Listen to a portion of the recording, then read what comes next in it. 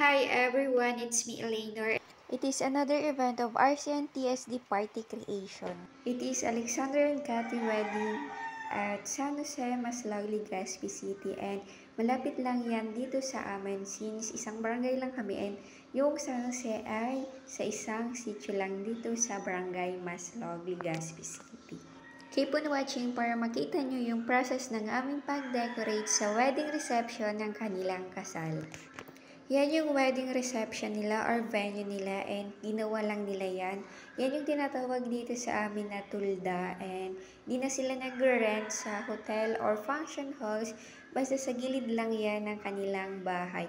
Ayan yung ginawa nilang tulda. And naglalagay na dyan ng Gina cloth na pang ceiling dyan sa ceiling, and lahat yan nilagyan namin ng ceiling na Gina cloth. And kung paano yan nalagay, bali meron yan na tahi na Gina cloth sa gilid at ipapasok doon yung straw. And bago yan ay naglalagay muna kami ng dalawang straw sa may tulda or sa bubong, and sa dalawang gilid ay naglalagay rin kami ng Gina cloth para yung pagsasabitan ng Gina cloth. Ayan. And yun nga, mayroon na yan na tahi para mapasok yung straw rather. And yung standard size na pang-ceiling namin, yung haba ay 10 yards lamang. Pero if gagayahin nyo, yung 10 yards ay magdedepend pa rin naman kayo sa tulda or sa pag-aayusan na ninyo. Basta yung gamit namin dyan ay 10 yards lamang na pang ceiling. After malagay yung Gina cloth na pang ceiling ay naglagay na rin dyan ng Gina cloth sa unahan at dyan yung stage, and nilagyan yan para matakpan yung dyan sa my background. And ayan yung paglagay namin ng white na Gina cloth. Naglagay ng straw dyan and pinasok yung Gina cloth na tela. Ayan.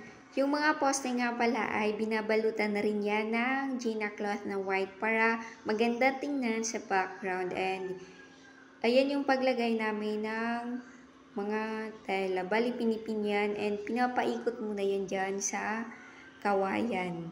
Lahat yan lalagyan namin ng balot na Gina cloth. Nilalagyan na rin dyan ng Gina cloth yung table nila at ginawa lang nila yan na tables. Bali white yung unang nilagay dyan at nag-skirting si mama dyan ng rustic orange na Gina cloth. Ayan yung pag-skirting ni mama. Bali pinipinyan and pleats lamang yung ginawa dyan sa mga tables. Naglalagay na rin dyan ng grass carpet dyan sa unahan at yung sa stage yan. Sa stage lamang kami naglagay dyan ng grass carpet, and bali yung paglagay dyan ay ayan, nilalapat yan sa may stage and tinatamtax yan para hindi matanggal dyan sa pagkakalagay. Nilalagay na dyan yung mga panel board sa unahan or sinaset up na dyan sa may stage yung lahat ng panel boards. At yung panel boards na ginamit dyan ay bali tatlong klase. Yung rectangle and yung panel boards na merong design na ayan parang di ko alam kung anong style yan. And yung ayan na half style. And bali ang nalagay dyan ay 6 na panel boards. And yung mga panel boards ay binalutan niya ng ganyang color na tela. And yung color niyan ay basta yung rustic orange ata yan. Basta kung bago ka pa lang dito sa aking YouTube channel, and if napapanood mo to, pag-ayos namin, bali, if magtatanong ka if ano yung Salago Twigs, yung Salago Twigs po ay yung mga branches yan ng isang puno, at bali nahahanap namin yan dito sa masusukal na lugar or sa mga bundok. And nabibili rin yan sa ibang lugar. Pero in case na wala kayo dyan na Salago Twigs sa inyong lugar, ay pwede naman kayong gumamit ng floral foam. Pero kami yung ginagamit namin madalas na pagtusukan namin ng artificial flowers and leaves, ayan na Salago Twigs. Pero gumagamit naman kami ng floral foam. Pero karamihan ay Salago Twigs. Yung mga panel boards nga pala ay mayroon ng mga lagay na Salago Twigs, at yan yung style ng paglagay namin ng Salago Twigs. At yun nga yung sinabi ko sa'yo kung ano yung Salago Twigs, mayroon na akong sinabi about sa Salago Twigs. At after maglagay ng Salago Twigs ay naglalagay na dyan ng mga flowers, at yung nilagay dyan ay yung small dahlia na white. Ayan. Bali, tinutusok yung mga artificial flowers and leaves dyan sa Salagot Twigs. Yan yung purpose kung bakit naglalagay kami ng Salagot Twigs sa panel board. Sa dalawang gilid na panel boards, yung nilagay dyan ay white flowers din na mahaba. Ayan yung style ng flowers na nilagay namin. At yung sa unahan ay small dahlia nga, yung sinabi ko kaninang nilagay dyan. Naglagay rin ng parang screen dyan sa may taas para paglagyan ng down. Ayan yung screen na sinasabi kong ilalagay dyan sa taas. And meron din na dalawang box dyan sa may unahan na nilagyan ng Salagot Twigs at para paglagyan rin ng mga artificial flowers and leaves. Yan yung leaves na ginamit namin. Bali, tinutusok yan dyan sa may Salagot Twigs. Yung ginamit nga pala namin dyan ay all white dyan sa mga panel boards at dyan sa dalawang box ay merong yan na rose, sunflower, basta mixed flowers yung ginamit namin dyan. Ayan yung mga sunflowers na nilalagay. And meron din na roses na maliliit na color yellow dyan. And tingnan nyo na lang if ano yung mga ginagamit namin dyan. And yung mga nagtatanong sa akin if saan namin yan nabibili yung mga artificial flowers and leaves namin. Bumibili po kami dyan ng mga artificial flowers and leaves sa Manila. And yung the rest naman ay meron din dito sa mall dito sa Legazpi City, Albay. Pero karamihan ng artificial flowers and leaves namin ay binibili namin sa Manila. Yung package nga pala dyan ay kasama na yung mga utensils dyan sa kanilang kasal. By the way, sa mga nanonood nga pala sa akin dito sa aking YouTube channel po, please don't skip the ads po. Thank you po. Thank you for watching. Yung motif nga pala ng kasal nila ay ganyang color. Basta yung sabi dyan ay, or yung tawag sa ganyang color ay rustic orange. Basta yan yung pinili nilang color. And sila yung nag-decide ng ganyang color. And ayan na pakalagay ng screen dyan sa may taas. Ayan yung purpose ng paglagay namin ng screen dyan sa may taas. Ilalagay yan or maglalagay dyan ng mga artificial leaves and white yung nilagay namin dyan. Lahat yan lalagyan ng artificial leaves yan na screen na yan. And ayan, sinasabit lamang yung artificial leaves dyan. Sa kisame ay naglagay kami ng half na rustic orange na Gina cloth. Nilalagay na dyan yung calligraphy name na Alexander and Cathy and made of styrofoam lamang yan. And yung gumagawa niyan ay si Emily. Pwede rin kayong magpagawa sa amin ng calligraphy name. And yung price ay depende po sa haba ng ipapa-calligraphy nyo.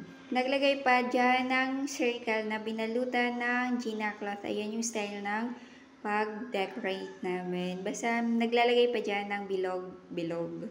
And made of plywood siya na binalutan ng Gina cloth na rustic orange. Bali, meron yan na pantali dyan and tinatali na lang yan dyan sa may screen. Nilalagay na rin dyan yung couch and kasama yan sa package na binayaran nila and pinaparent yan ni Papa na couch.